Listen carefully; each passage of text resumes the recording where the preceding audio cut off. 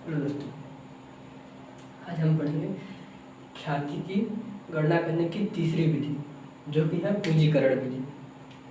तो देख लेते हैं, ये ख्याति गणना करने की तीसरी विधि है, जो कि है पूंजीकरण विधि। ये जो पूंजीकरण विधि है, इसमें भी जो ख्याति निकालने का तरीका है, या फिर कह सकते हैं जिस प्रकार से ख्याति निकाली जाती है, इसमें भी दो तरीके से ख्याति निकाली जाती है। एक औसत लाभ के आधार पर और दूसरा अधिलाभ के आधार पर।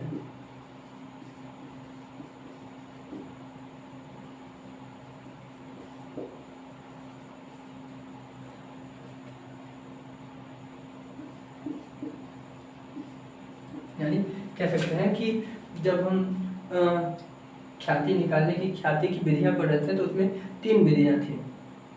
पहला था औसत लाभ विधि, दूसरा था अधिलाभ विधि तथा तीसरा था पूंजीकरण विधि, जिसमें औसत लाभ का एक अलग, इसमें 5 वर्षों के मतलब इसमें गत वर्षों के लाभों के आधार पर ख्याति की गणना की जाती थी, और अधिलाभ में सामान्य लाभ के आधार पर ख्याति की गणना की जाती थी।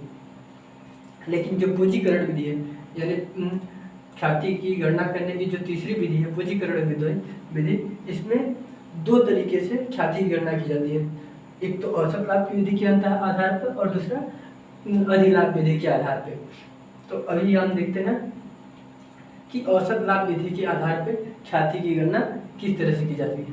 तो इसके लिए हमें औसत लाभ का पूंजीकरण मूल्य चाहिए होता है, यानी जो ख्याति की गणना हमें ख्याति निकालनी होती है, वो हमें औसत लाभ के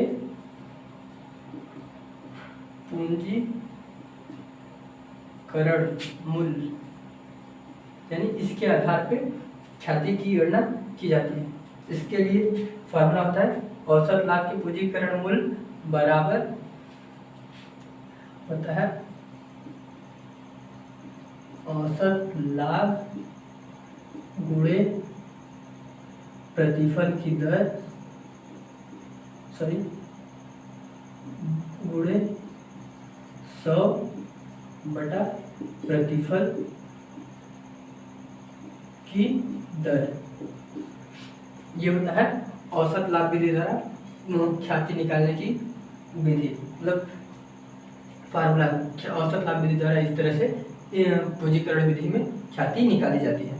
तो ये औसत लाभ के पूंजीकरण मूल्य हमें निकालना पड़ता है, जिसके लिए हमें औसत लाभ जो भी दिया होगा उसमें 100 का गुणा करके प्रतिफल की दर का हम भाग देते हैं, तो औसत लाभ का पूंजीकरण मूल्य निकल जाता है।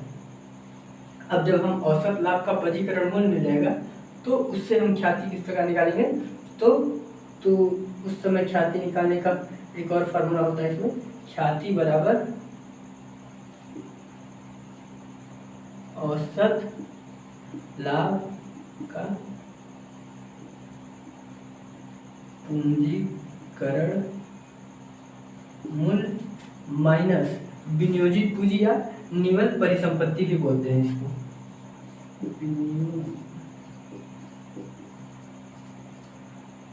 विनियोजित पूंजी या फिर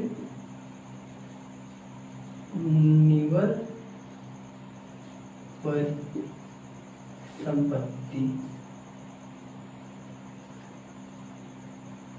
निवल परिसंपत्ति भी बोलते हैं इसी को। विनियोजित पूंजी को एक दूसरी भाषा में निवल परिसंपत्ति भी कहा जाता है। तो पिछले वीडियो में हमने देखा था कि विनियोजित पूंजी यानी अधिलाभ विधि के जब हम गणना कर रहे थे, तो उस समय हमने देखा था कि विनियोजित पूंजी किस प्रकार निकल जाती है। तो विनियोजित पूंजी को निकालने के लिए हम क्या करते थे, जब विनियोजित पूंजी दी हुई होती थी कि व्यवसाय में कितने की विनियोग किया गया, तो यहाँ पे हम जब औसत लाभ का पूंजीकरण मूल्य निकाल लेंगे इस विधि के अंतर्गत, तो वहाँ से उसमें जब हम अपना जो भी इन्वेस्टमेंट किए हैं उसको घटा देंगे, तो उससे हमारा पूंजीकरण विधि द्वारा, औसत लाभ विधि द्वारा पूंजीकरण विधि निकल जाएगी। मतलब औसत लाभ विधि द्वारा जो पूंजीकरण विधि का एक भाग है औसत लाभ विधि, इसके द्वारा ख्याति की गणना हमें करनी पड़ेगी तो वो निकल जाएगा। तो देख लेते हैं एक एग्जांपल किस तरह से हम औसत लाभ का पूंजीकरण मूल्य निकालेंगे। तो मान लेते हैं हम कि पिछले 5 वर्षों का औसत लाभ, यानी हमारे पास है औसत लाभ, ये एक उदाहरण है। औसत लाभ हमारे पास है 12,000 रुपये, ठीक। और विनियोजित पूंजी हमारी विनियोजित पूंजी हमारी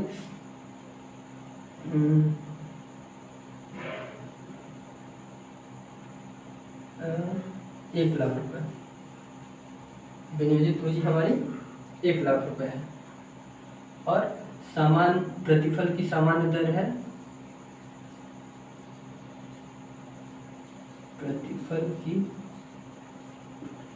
सामान्य दर 10% है। तो देख लेते हैं हम कि औसत लाभ विधि द्वारा किस प्रकार से हमें ख्याति की गणना करनी होगी, यानी ख्याति किस तरह से हमें मिलेगी। तो औसत लाभ, यानी सबसे पहले हमें औसत लाभ के पूंजीकरण मूल्य निकालना होगा। तो औसत लाभ का पूंजीकरण मूल्य निकालने के लिए हम इसको यहाँ पे रखेंगे, मतलब इस फार्मूले पे ये सब पुट करेंगे। तो हम देख लेते हैं कि क्या जो हमें चाहिए ये औसत लाभ का पूंजीकरण मूल्य निकालने के लिए क्या वो हमारे पास डाटा है। तो औसत लाभ चाहिए, औसत लाभ है हमारे पास, कितना है 12,000। तो हम लिख लेते हैं यहाँ पे 12,000 गुणे 100 है, कर लेते हैं, बटे में प्रतिफल की दर। तो प्रतिफल का दर भी है हमारे पास, कितना, प्रतिफल की सामान्य दर या फिर प्रतिफल की दर एक ही मतलब है। तो 10% है, तो यहाँ पे हम 10% लिख लेते हैं। अब इसको हम सॉल्व कर लेते हैं, 1 0 से 1 0 कट गया और जब 10 का गुणा कर दिए तो ये हो गया 1,20,000, ठीक है। ये हमारा 1,20,000 क्या निकल गया है, तो ये हमारा औसत लाभ निकल गया है। औसत लाभ का पूंजीकरण मूल्य 1,20,000 रुपये है। तो हम लिख लेते हैं यहाँ पे औसत लाभ का पूंजीकरण, लाभ का पूंजीकरण मूल्य कितना है, 1,20,000। अब औसत लाभ का पूंजीकरण मूल्य निकल गया हमारा, तो अब हमें ख्याति निकालना है। तो ख्याति निकालने के लिए क्या फॉर्मूला है, ख्याति बराबर औसत लाभ का पूंजीकरण मूल्य माइनस विनियोजित पूंजी। तो अब हमें सब डाटा मिल गया, तो हमें ख्याति निकालनी है। तो यहाँ पे हम रख देते हैं औसत लाभ का पूंजीकरण मूल्य है हमारे पास, तो हम यहाँ पे कर देते हैं। तो ये हो गया 1,20,000, ये औसत लाभ का पूंजीकरण मूल्य निकल गया हमारा, माइनस विनियोजित पूंजी या निवल पूंजी, निवल परिसंपत्ति जो कि विनियोजित पूंजी है हमारे पास। इसी को एक दूसरी भाषा में निवल परिसंपत्ति भी कहा जाता है। तो 1 लाख है ये, तो हम 1 लाख घटा देते हैं। तो 1,20,000 में से 1 लाख घटा देंगे तो ये जो 20,000 आया हमारे पास, यही हमारी ख्याति कहलाएगी। तो ये हमारी 20,000 रुपये ख्याति कहलाया।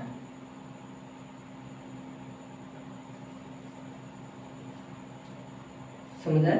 तो इस तरह से औसत लाभ विधि द्वारा ख्याति की गणना की जाती है, यानी पूंजीकरण मूल्य में औसत लाभ विधि द्वारा इस तरह से ख्याति की गणना की जाती है। अब इसी तरह से दूसरी विधि अधिलाभ विधि का भी उपयोग करके ख्याति की गणना की जाती है। तो वो भी देख लेते हैं कि उसमें किस तरह से ख्याति की गणना की जाती है औसत लाभ विधि द्वारा। तो पूंजीकरण मूल्य द्वारा जो औसत लाभ विधि का उपयोग करके जो पूंजीकरण मूल्य में ख्याति की गणना की जाती है, उसका जो फार्मूला है वो सेम जैसे पिछले वीडियो में हमने औसत लाभ विधि द्वारा ख्याति की गणना की थी, सेम उसी तरह से इस विधि में भी इसकी गणना की जाएगी। इस अधिलाभ विधि की ख्याति की गणना उसी तरह से हम की जाएगी जैसे कि हमने अधिलाभ विधि में पिछली वीडियो में की था। तो देख लेते हैं ये भी। तो सबसे पहले हमें चाहिए होगा अधिलाभ विधि का जब हम उपयोग करके ख्याति की गणना करेंगे तो उसमें ख्याति की गणना करने के लिए सबसे पहले हमें चाहिए थी, या अगर हमारे पास अधिलाभ चाहिए होता है, अधिलाभ, तो अधिलाभ अगर है, अधिलाभ का फॉर्मूला होता है अधिलाभ बराबर औसत लाभ माइनस सामान्य लाभ। अगर हमारे पास क्वेश्चन में औसत लाभ और सामान्य लाभ दोनों दिया हुआ है तब तो कोई दिक्कत नहीं है, औसत लाभ में से सामान्य लाभ घटा देंगे तो अधिलाभ आ जाएगा, और जब अधिलाभ आ गया तो अधिलाभ को हम ख्याति के फार्मूले पे रख देंगे तो हमारा ख्याति निकल जाएगा, जो कि ख्याति का फॉर्मूला है ख्याति बराबर अधिलाभ गुणे समान प्रतिफल की दर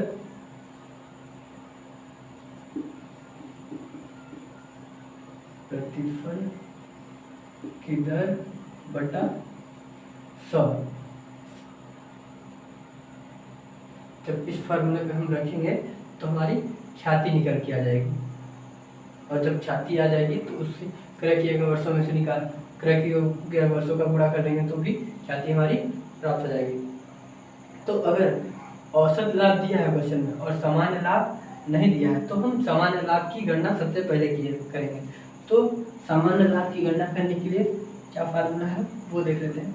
तो अगर मान लीजिए क्वेश्चन में औसत लाभ दिया हुआ है और सामान्य लाभ नहीं दिया हुआ है, जैसे एक उदाहरण देख लेते हैं हम जिसमें औसत लाभ है हमारे पास, औसत लाभ है 32,000 रुपये और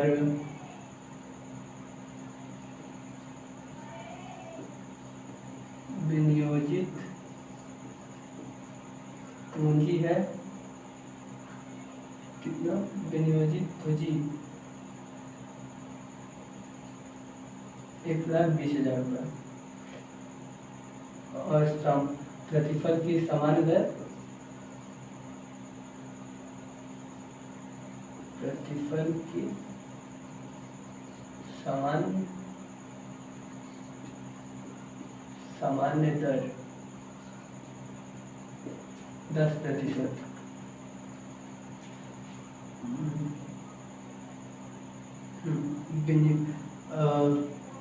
औसत लाभ 32,000 रुपये, विनियोजित पूंजी 1,20,000 रुपये और प्रतिफल की सामान्य दर है 10%। तो अब हमें अगर अधिलाभ विधि द्वारा ख्याति की गणना करना है तो हमें अधिलाभ चाहिए, और अधिलाभ निकालने के लिए हमें हमारे पास औसत लाभ और सामान्य लाभ दोनों होना चाहिए। अगर दोनों है तब तो अधिलाभ निकल जाएगा, अगर नहीं है तो हमें जो नहीं है उसे निकालना पड़ेगा। तो यहाँ पे औसत लाभ है तो यहाँ पे औसत लाभ हमें दिया हुआ है, लेकिन सामान्य लाभ कहीं भी नहीं दिया हुआ है, तो हमें सामान्य लाभ की भी आवश्यकता होगी। तो सामान्य लाभ निकालना होगा, तो सामान्य लाभ निकालने का फार्मूला क्या होता है, सामान्य लाभ बराबर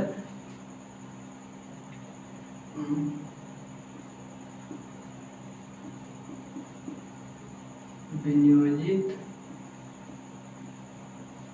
पूंजी गुणे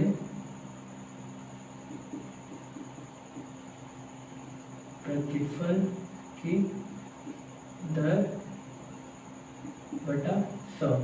ये होता है हमारा सामान्य लाभ निकालने का फार्मूला।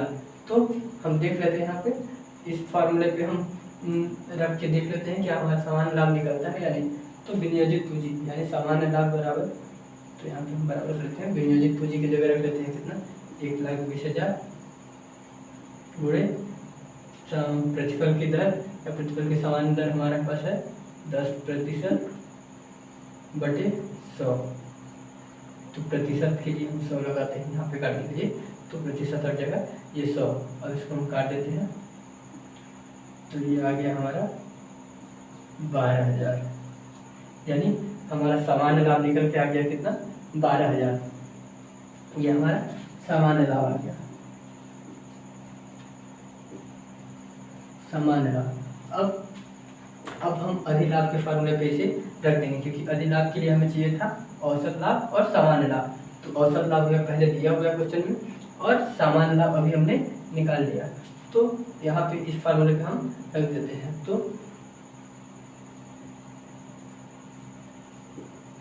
अधिलाभ बराबर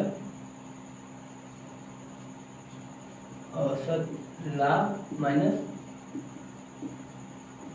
सामान्य लाभ। अब अधिलाभ बराबर औसत लाभ हमारा है 32,000 माइनस सामान्य लाभ 12,000 बराबर निकल के आ जाएगा हमारा 20,000। ये 20,000 हमारे क्या है, ख्याति, जो कि हमारा अधिलाभ विधि द्वारा निकल के आया है। तो इस तरह से पूंजीकरण विधि द्वारा औसत लाभ और अधिलाभ द्वारा ख्याति की गणना की जाती है। तो आज के लिए बस इतना ही। अगर वीडियो पसंद आए तो लाइक शेयर और कमेंट जरूर करते हैं। धन्यवाद।